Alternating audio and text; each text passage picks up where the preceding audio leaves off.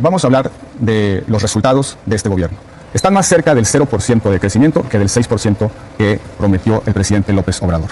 La inflación está desbocada. La canasta básica costaba 1,300 pesos al inicio de esta administración, hoy vale más de 2,000 pesos. Casi el 46% de incremento. Presumen un peso fuerte. Hoy no se puede comprar lo mismo en nuestra economía. Mire, le voy a dar un dato. Es el mayor déficit en 35 años. Cada familia, una familia de 4 personas ya debe $500,000 de pesos. 128,000 pesos debemos cada mexicano porque el gobierno gasta más de lo que recauda. Tomaron 135,000 millones de los fideicomisos. Se robaron 40,000 millones de pesos de las Afores. A ver, justamente de las gasolina a 10 porque, pesos. El presidente de la República, cuando era candidato, ofreció 2 cosas. 1, que iba a pacificar el país. Y 2, que iba a regresar a los militares a los cuarteles. Muchos le creyeron. ¿Qué ha sucedido? Hay más violencia. Ahí están los candidatos asesinados. Ustedes están dejando que la violencia política tome el control. La mitad del territorio está bajo el crimen organizado. 15 estados según un estudio de Integralia. Ustedes no pueden decir que pacificaron a México. En segundo lugar, la militarización la profundizaron. No utilizaron a las Fuerzas Armadas para garantizar la seguridad interior, la seguridad nacional. Metieron a los militares hasta los contratos, a los trenes, a las obras públicas. Administran la compra de medicamentos, administran hospitales. Son los encargados de sustituir la administración pública. Usted pasó de ser un férreo antimilitarista a ser el voto definitorio en muchas de estas situaciones. Le voy a recordar a usted, señor Saldívar, que votó por el decretazo que implicaba calificar de seguridad nacional todas las obras públicas que están en manos de los militares. La violencia está desatada por la gestión del gobierno, por 2 cosas, señor Saldívar. En primer lugar, porque el presidente implementó una política de abrazarse con los delincuentes. Y la segunda, porque usted, señor Saldívar, desde la Suprema Corte de Justicia de la Nación, se dedicó a erosionar el Estado de Derecho, a entregar la seguridad jurídica. A ver, que te responda eso porque quiero plantear otra cosa. Magistrados, administraba los tiempos de resolución de la Corte, manipuló una votación para favorecer al gobierno. Usted, señor Saldívar, es responsable. Traicionó su protesta constitucional y traicionó a la judicatura. El plan de capturar, de corromper y de caroñar a la Corte, al Poder Judicial, es el plan C, de la Corte Saldívar. El presidente dijo ante el Poder Judicial, al inicio de su administración, que durante su gobierno no iba a haber halcones amenazantes ni palomas mensajeras. Resulta que lo que hubo fue aves carroñeras que se dedicaron a corromper y que se dedicaron a intentar sepultar el Poder Judicial de la Federación. Y de esa responsabilidad tiene mucho que explicar el señor Saldívar. El problema del país, como lo dijo Xóchitl Gálvez, el problema económico principal del país es la falta de seguridad pública y de seguridad jurídica.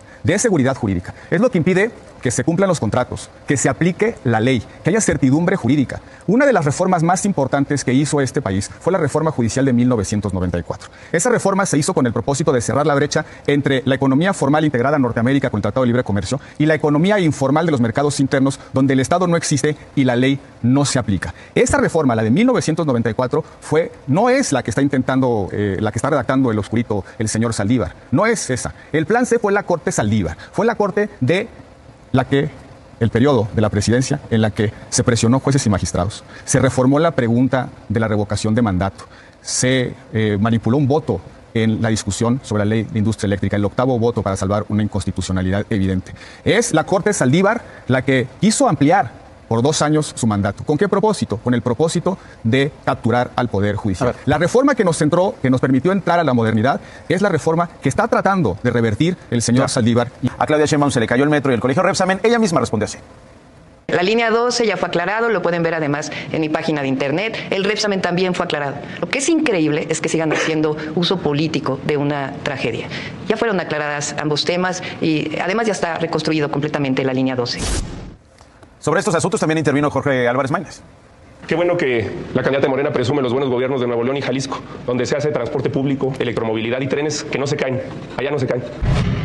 Metro y Repsamen ya quedaron aclarados, Voy a citar textualmente. Ya quedaron aclaradas y ya se reconstruyeron las infraestructuras. Esa es la empatía de la doctora Sheinbaum, de la señora Claudia Sheinbaum.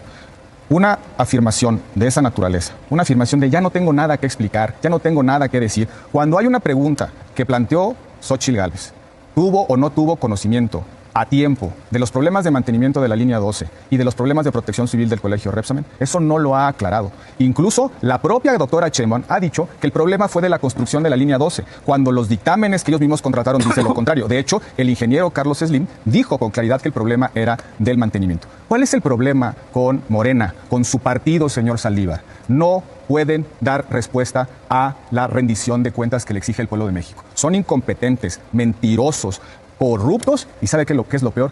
indolentes. Lo único que saben hacer es echarle la culpa al pasado.